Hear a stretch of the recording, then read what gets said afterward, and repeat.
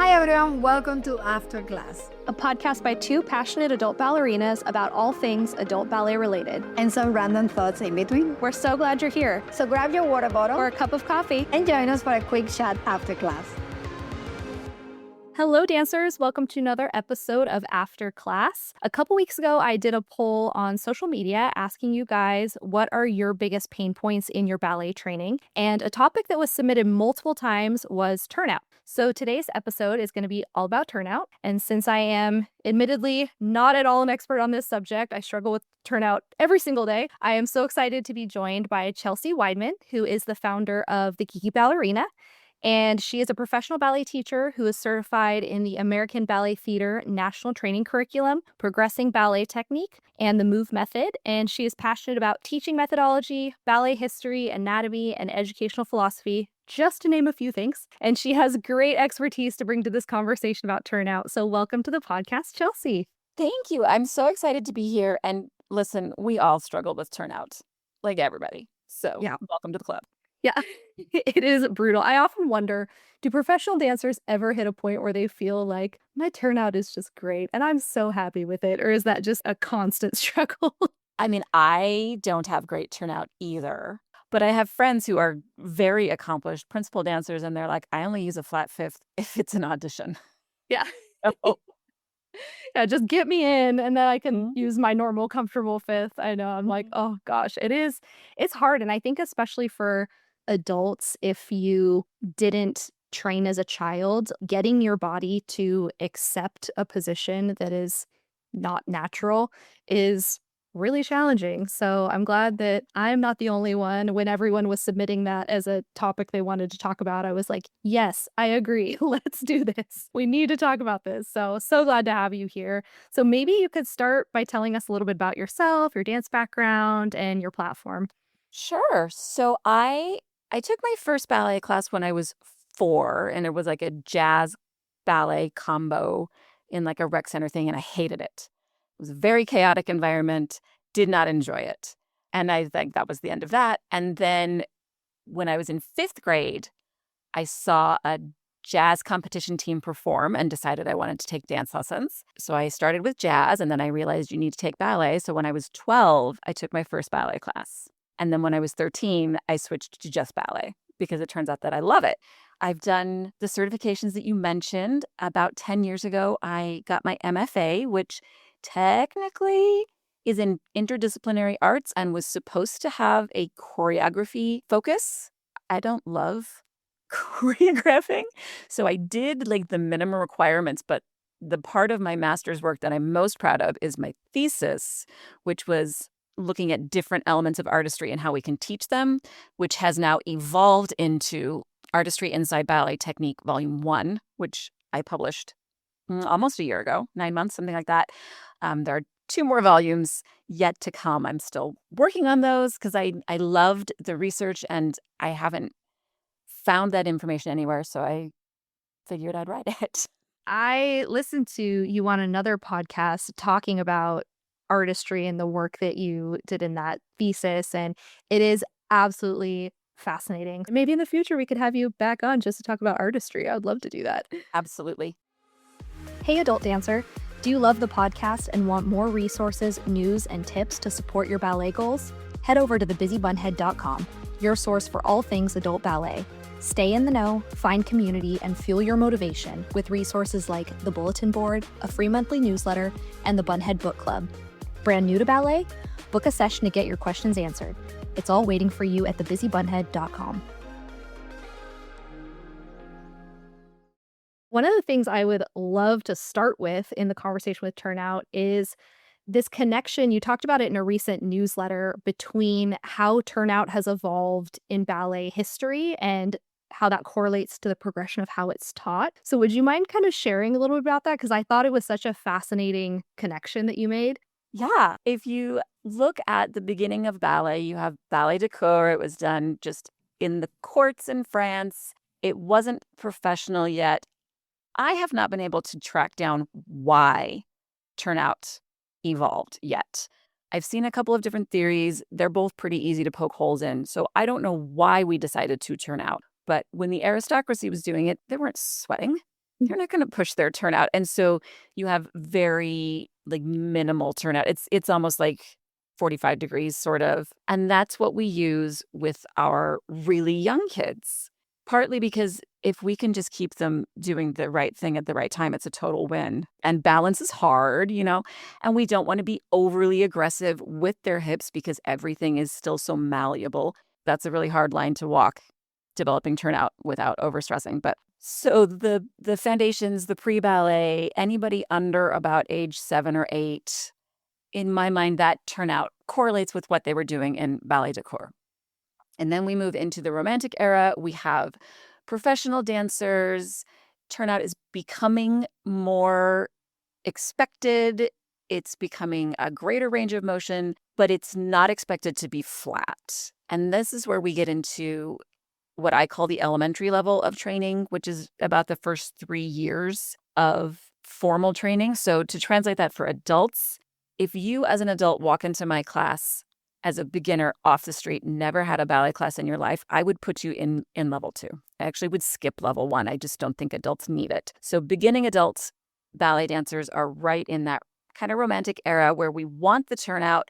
We're going to strengthen the muscles. We're going to show off the lines that this creates, but we don't really need to push it. And then the next ballet history era is the classical era, which is sometimes called the Russian classical era. And that's when the really exquisite technique, the flat turnout, the 32 fouettes, that's when that really came in. And to me, that correlates really well with the intermediate level of training, because these are, if you're working with children, these are the kids that are getting ready to go do summer programs at a bigger school. And if you're working with adults, these are the people who have invested years and they have really developed the somatic awareness, the strength, the flexibility, and they really have a lot of cool things to show off.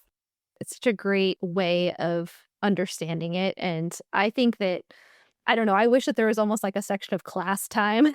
Like if we could make classes 15 minutes longer and talk about ballet history at the beginning of class, I feel like that would be great. I don't know if everyone would like that, but I would like that. I love it. Yeah, I think it's so interesting. But one of the things that I think is difficult about being an adult dancer, and I'm sure you've noticed this too, is I think sometimes for adults it's hard because we're entering into maybe an open level class or, whatever we can get from the limited classes that are offered. And so it's almost like we're skipping those first couple steps and you see adults coming in that just go straight into feeling like they need to force 180-degree turnout because that's either what the teacher expects or what they're seeing when they look around. And so I think for adults, it's good to understand that if you had been learning from the time you were a child, you would be getting to kind of progress through these stages of developing your turnout. But for adults, a lot of times we go straight into this feeling like we have to force it into flat turnout. And so I just think that that's a unique challenge of starting ballet as an adult. Yes, absolutely. I think it also showcases sort of a misunderstanding about turnout. Turnout is not a goal. Turnout is a tool. And so you use the tool that you have. If you're building something and you need a hammer, somebody might have like a really nice titanium head hammer. I have, true story, I've used a chunky heeled shoe before. You use what you have. The tool that you use is not as important as the product, the art, the enjoyment that you create. Yeah, which I think leads perfectly into talking about what role does turnout really play in ballet technique for adults. I think you kind of started to touch on it, and how important is it really to get that flat turnout? Because like I was saying earlier, I think adults come in sometimes and just looking around or based on the cues that the teacher's giving, you're immediately put in this pressure of like, I have to get my turnout flat. But is that really that important for adult dancers? Like what amount of weight should be put on that in training for someone who's starting as an adult? Flat turnout is not at all important. The only people who need flat turnout are people with professional ballet aspirations. So you can just check that right off your list. What I want when I teach adults is I look at alignment. So we want the pelvis in a very particular place so that we can engage the core. And then I want you to use the range of motion that you have. Not that you have forced, but that you can get to, that you can move with, and that will get better over time. But turnout makes some of the vocabulary easier. And in other ways, it's just an aesthetic standard. Which is so freeing, I think, to look at it that way. Because I think sometimes, I don't know, this is probably a controversial opinion. I've said this on the podcast before, but I think as an adult, like, yes, we want to be taken seriously. We want to advance. We want to get as good as we can. But I think for me personally, and I think there are other adults that feel this way, you hit a point where I'm just not willing to crank my turnout, have my knees hurt, and just go so hard to get this look. Like, I'm just like, I'm not willing to do it. Yeah. Like, Nor should you be. You need those knees for the rest of your life. totally. And I think that that's, where that tension comes in for a lot of adults is like, I want to look like a serious dancer, but like, I don't want to sacrifice hurting myself physically, feeling uncomfortable, feeling like I can fake it while I'm standing, but then as soon as I start moving, I'm losing it. And so I think it's just something that I think as adults, it's like, I don't want to say that you just give up and quit trying, but I do really appreciate, what you said about it's not that important in the scheme of like wanting to learn how to do ballet and do it well. Like flat turnout is not something that will make or break. Can you be a good ballet dancer as an adult? But I think a lot of adults, it's almost like we need someone to give us that permission. I could make a whole list of things that you can do well to look like a serious ballet student that don't involve your turnout. Would you like the list? Yes, I would love the list, actually. Okay. So foot articulation is one. If you can tendu and use a half point, that's a great indicator. The ability to engage the muscles around your knees, to lift those kneecaps, that's another really good one. The level pelvis we talked about, that lifted posture where you're tall and long through your waist, but you're not lifting in the shoulders is another one. A well-shaped port-de-bras will make you look so refined. Smiling makes a big difference. I think that turnout is what people latch onto because it's something that the entire public understands. It's almost like the image of an arabesque. It just comes to mind when you think of ballet. But once you get in the studio and you start watching people move, it's just part of the picture. It's not the center of it. Yeah, I wish I could remember who it was, but I heard not too long ago a professional dancer talking about turnout and just about the illusion of it all and how, like, if you were to stand in the wings and watch me dance, I'm not dancing with flat turnout. It's more about the picture you're creating to an audience than it is about like, oh, is my turnout technically flat, when you're out there doing a show. And so I thought that was really interesting because I think being so in the classroom for adults, like so much of our dancing, except for some of us, all of our dancing is only classroom based. It's not performative. It's just in that environment. And so there's this like emphasis on very technical perfection and less about performing and artistry, which I'm hoping that continues to evolve for adults as there's more opportunities for them to perform and do things like that. But yeah, it is interesting. Like you said, it's like turnout is this thing that I think we tend to just associate with ballet. And so we kind of latch on to it. But I think it can cause a lot of mental roadblocks for people as they're advancing and learning to dance because you feel like, oh, if I can't get this, am I not progressing? But I love that you're shared other things that are better indicators of progress and where you are than flat turnout. Yeah. And flat turnout is not a possibility for most people. It takes really shallow hip joints.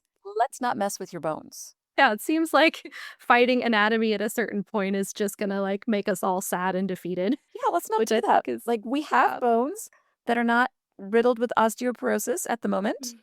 Awesome. Let's do it. And if we are a little bit osteoporosis-y, let's be careful, but those sautés are probably going to help you.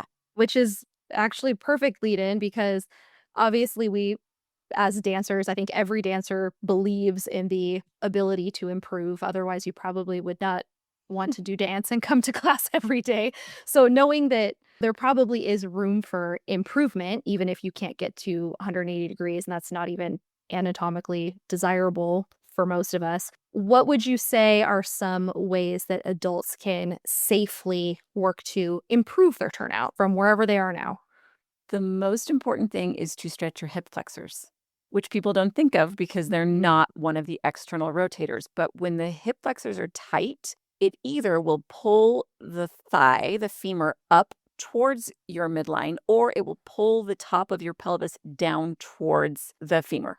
So what it ends up doing is if you have tight hip flexors, your pelvis rolls forward a little bit. And so the opening of the hip joint is tilted downwards, and we can't actually get into the rotation as well. And that also is why a lot of people end up with sort of tight backs, because the hip flexors are tight because we sit all day. And then when we walk around, the pelvis is pulled forward a little bit, but our spine and our brain don't want to be tilting forward. And so the lower back will contract to keep us upright. And it kind of creates this little tension chain. That is the most effective way to get into turnout. I'm forever preaching the importance of working on your hip flexors. So what would that look like in terms, like, are there common exercises? I know with a podcast, we can't visually show, but are there common exercises, whether they're ballet related or just stretches, that really help? Yes, the yoga pose that comes to mind first is cat grabs its tail. But that puts a lot of pressure on people's knees. And as people get older, especially people who don't want to grand plie because of their knees, that is not a good option for them. For that same group of people, like standing on one leg and catching your foot behind you is also not great because the degree of knee flexion is just very uncomfortable.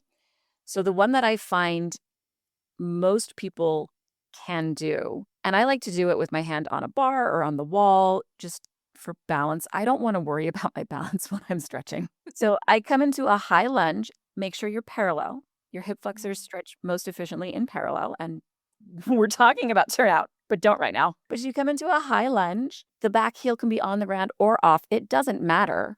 But in that shape, you contract your glutes because your glute muscles are on the opposite side of your body as your hip flexors. So if you contract what's on the back, you tend to stretch what's on the front.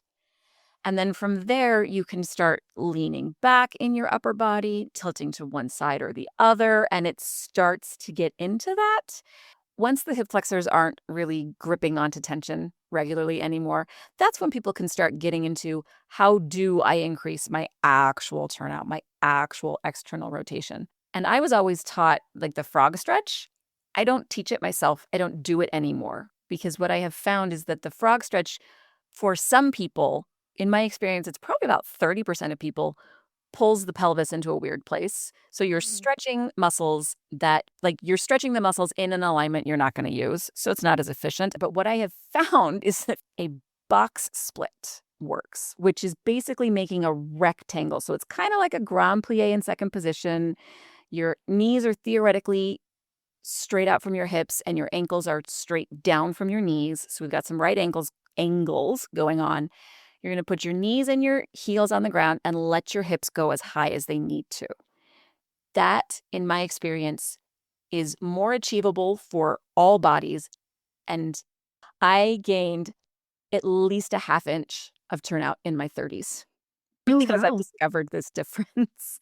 But it's also not comfy, especially until you get enough turnout to get off that inner edge of your kneecaps. So the first time you do it, you need to be doing it on padded carpet so that you can figure out, do I want to put a couple couch cushions under my knees? You need to be comfortable, but it's really efficient. You only need to stay there for 30 to 60 seconds. So that's the turnout specific stretch that I recommend to everyone. I love that. Yeah, and I'll include the link in the episode description to your YouTube video showing that so that people can go and follow along. What advice do you have for adults, or even just ways of thinking about maintaining their turnout as they're working through combinations? Because I feel like that's a lot of times where, I know for me personally, we can maybe feel it while we're standing, we're not moving. And then as soon as we start moving or doing tendus or rond de jambes, that's when we start to feel that standing heel slip back a little bit and start to lose it. And so are there cues or tips that you tend to give to adult dancers to help with that?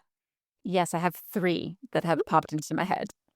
The first one is, give yourself credit, because this is how everybody starts. It is easier to find these muscles. It is easier to notice these muscles and engage them when we're standing still.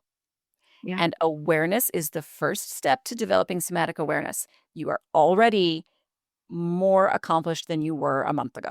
So credit. In terms of bar work, what ended up being really transformational for me was to think of the hip on my supporting side as wanting to go the same direction as my working leg. So if my left leg is going to tendu devant, my right hip is going to try to go forward with it. If it's going derriere, my right hip is going to try to go back. That imagery helps me and other people, once I learned about it and shared it, it helps us to stay square. And then we are strengthening, it's mostly the glute medius, which is not a rotator, but it's a really powerful stabilizer. And then when you're stable, it becomes easier to use your turnout. I'm going back to say, number one, point B is give yourself credit, because the muscles to maintain turnout throughout movement are never the muscles the body was designed to use moving that direction. And so it takes longer. Because adult dancers are so smart, they understand the concept faster than muscles can physically build the strength. And the third one, which really is probably the most practical of the tips, Joan Lawson, in one of her books, wrote about first position of the feet and the arms as the gateway. And you want to pass through the gateway as often as possible. So if you're doing a glissade, even though it starts and finishes in fifth, there are two secret first positions in there. There's the first position as your first leg brushes to the side, and then there's another one as your second leg closes. Or if you're doing a tombe pas de bourrée into fourth, so that you can pirouette, you have tombe pas de bourrée, secret first to your fourth ray.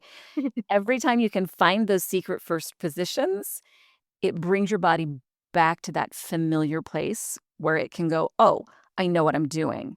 And it helps you to realign the pelvis so that you can get into your turnout, and it just helps that muscle memory trigger. So I am forever squawking at people to find their secret first. I love that, though. That's such a great cue, because at least for me, I find that there's so much going on in class. The things that I'm able to latch onto in the midst of a combination with music playing and people around me are things like that, where it's just a few words like secret first position. I love that, because I think those are the things that are practical for latching onto and actually using in a dance class when things are going crazy. Like, we need those little trigger words, cues. Yeah. So thank you for that. I'm sure a lot of people are going to benefit from that tip. Where are kind of the primary platforms that people can follow you, connect with you, and get information from you and the things that you're involved in? To the best of my knowledge, I am the only person using Geeky Ballerina. So you can find me there. I have a website where I have a blog that I update weekly. I post weekly YouTube videos. I do a little bit on Instagram and Facebook, but not very much. I am a little bit more active on TikTok, but I do really enjoy responding to people's questions. I really just want to help as many people as possible feel joy in my happy place, except it's our happy place, because it's not just for me. It's for everybody. It's for everybody who wants to be there. Yeah, I totally agree. Could not agree more. It really is for everyone. And I will definitely link everything so that people can find you in the show notes. Thank you so much for being with us today, Chelsea. It was so fun having you, and I really hope that you guys enjoyed the episode. And if you did, we'd love if you could take a moment to leave us a review. It really helps other dancers find us, and we read every single one.